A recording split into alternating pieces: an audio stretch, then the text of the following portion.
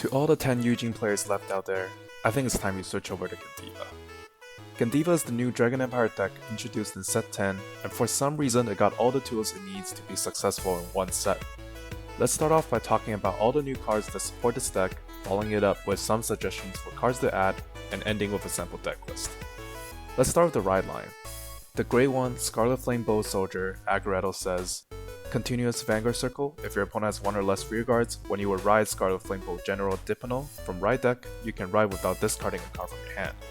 Auto, when this unit is ruled upon, if your opponent has 2 or more rear guards, you may call this card to rear guard. This is a very interesting card as it lets our opponent decide how they want to play around it. Do they want to let us ride for free, or do they want to call down units just to prevent us from getting the +1? Spoiler alert, if you're playing against Gandiva, unless it already suits your game plan, calling additional units down to prevent this ability of the card is probably not worth it, since you must call 2 to cancel our +1. And it will suck even more going second as you can't call an 18k column, which means the trigger will screw you over. Next is Scarlet Flame Bow General Dipino. Auto, when this unit is ruled upon by the unit with Gandiva in its card name, choose one of your vanguards, and the cost of this unit's original act ability is reduced by counter +1 until end of turn. The main skill of Gandiva requires a counterblast, so the CB reduction is nice as it prevents our opponent from CB denying us, unless they want to deny us even a single point of damage for 2 turns straight. Hey, if they do that, we're happy with it too. And here's the boss unit himself, Scarlet Flame Martial Dragon Gandiva. Auto Vanguard Circle, when your opponent's rearguard is retired during your turn, choose a card from your drop and you may bind it face down. Continuous Vanguard Circle, during your turn, all of your front row units gets power plus 2k for each face down card in your bind zone. If your bind zone has 5 or more face down cards, this unit gets critical +1. And Act Vanguard Circle once per turn, cost CB1, and choose 5 of your opponent's rear guards with different grades, reveal the top 5 cards of your deck, retire all of the chosen units with the same grades as any of the revealed cards, shuffle your deck, and if you retire 1 or less units, draw a card, choose a card from your drop, and bind it face down. This card's amazing. For a CV, we at least get 1 in bind and a draw as well. If we can just hit 1 unit, that is 2 in bind, which means +4k to front row as well as an additional card. The number of cards we want to shoot for in bind is 3, 5, 8, 10, 13, 15, and so on, with numbers that are either +3 from previous number or +5 because that gives us the magic number for attacking. Every one of these increment means that our opponent must dish out an extra 5k to guard our attacks. So this is something we should think about when we decide how many cards we should commit to reach these numbers. Let's now talk about the supporting cards, starting with Drag Rider Alphacar. Auto Rigor Circle, when your vanguard with Gandiva and its card name attacks the grade 3 or greater vanguard, cost CB1 and bind this unit face down. Look at the top 5 cards of your deck, choose up to 1 grade 3 or less unit card from among them, call it the Rigor Circle, and shuffle your deck. This card is how we multi-attack in the deck. We will attack with this first before our vanguard to get the 4th attack, as well as an additional card in bind. This last part is very important as this is one of the ways that we can more easily reach 5 cards in bind for the extra crit on Gandiva as it is swinging first. So if we have 2 of these in the front row, we can theoretically reach 5 attacks. However, that will cost 2 CB as well as a CB we probably use for Gandiva's skill already, and this is where Scarlet Flame Bow Soldier Bolson comes in. Auto Back Row Rigor Circle, when your vanguard with Gandiva and its card name attacks, if your bind zone has 3 or more cards, cost bind this unit face down and countercharge 1. The only restriction on this card is that there must be 3 in bind already when our vanguard attacks, but that's really easy to reach. We can choose how we want to layer the effects since both this card and Alpha card reads when our vanguard attacks, so we can choose to use Bolson's effect first to countercharge, then Alpha card to counterblast for its effect next. We have a couple of cards that have similar effects to Gandiva, like Scarlet Flame Bow General Ruglint. Auto, when this unit is placed on rearguard circle, if you have a vanguard with Gandiva and its card name, cost CB1, choose one of your opponent's rearguard and retire it. If you did not retire, draw a card. Choose a card from your drop and bind it face down. So at the very least, we are counterblasting 1 to draw a card and putting a card in bind. Sometimes we would do this on an empty board just for the extra card draw and the card in bind. It is still worth it in my opinion to use this effect if it means getting to a magic number of cards in bind, or just to draw into more shield. The other card that also does this is Scarlet Flame Bow General Stiguna.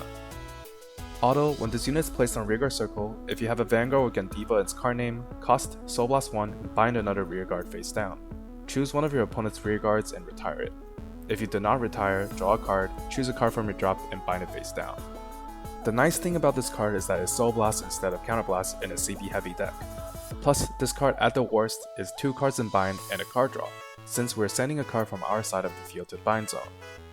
It may not be a good idea to use its skill if we get it off of Alpha Card's skill, as we might not have a unit to send to bind that hasn't attacked or boosted yet. Another new card that we will talk about is Master Swordsman of Crimson Scales, Barnea. Auto Rearguard Circle, at the end of the battle this unit boosted, if any player's rearguard was retired this turn, cost bind this unit face down and draw a card. This card is again a 1 for 2, since we called the card down in exchange for a new card to our hand and a card in bind, just great value overall. I'm not running the cycle card in this deck because we already have plenty of cards that help us retire and get more value off of 1 CB. Plus, we're not in dire need of the cycle effect as a lot of cards can play into each other to still maximize our turns. Signature Bullet of Duststorm Baxter is a generic card introduced in this set. I think this might be a cool budget option, but not having a retire effect on this card hurts its viability, since even in the worst case, a retire can still fuel Gandiva's skill to send one card to bind, but feel free to try this card out. Cards that we can consider including in the deck is Meteor Flare Dragon.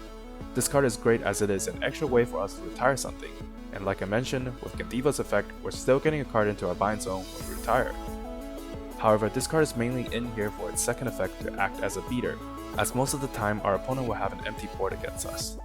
Important to note, this card does not let us retire Obscudites, as the protection effect is attached to the order and not Obscudite itself. It does make them lose the ability to intercept. Another card that we might include is Best Harvest. In my current build, this might shock you, I don't have this in my deck. I have a couple of reasons for it. First, this card only really matters on our turn 3, since we will be committing a bigger part of our hand compared to the later stages of the game. Once we settle in and start drawing off of cards like Ruglin and Sterguna, this card only gets us closer to deck out. Think about it this way. If we want to plus off of this card, we must retire at least 2 cards to get a +1. But our opponent is most likely going to play around us, if they can, to not give us too many cards in bind. If that is the case, Gandiva will have probably given us the card draw that we have missed, and is it really worth it to play it in order just to get a card back? One of the tips in playing this deck is to guard early, as we want some cards in our drop to be able to put into bind with Gandiva's skill. Since a lot of times, we will only have one as our Grey 1 in the right line lets us ride for free. But once we get going, this shouldn't be a problem. So how do you counter Gandiva? Try to limit the amount of grades on the board, because remember, they can only choose one unit of each different grade, so if you have 2 grade 2s, they can only choose one. Know when to push. This card gets harder to guard as the turns go on, so giving them less to retire on turn 3, then going more aggressive on turn 4 may be a good game plan. And here's the simple deck list. I think it is important to pretty much max out on all the supporting cards, as we want the card draw from the grade 2 and 3, as well as seeing the counter charge, as worst case scenario, it will still be useful to us, which leaves 2 slots open for Meteor. Although we do get Personal Rise numbers with ease, it is still nice to have the plus 10k to the front row with a card draw. Therefore, the Grey Doe is still included. And we're running draws to compensate for the amount of cards we're deploying. What do you think about Gandiva? Do you think this deck is a serious meta contender? Let me know and I'll see you next time.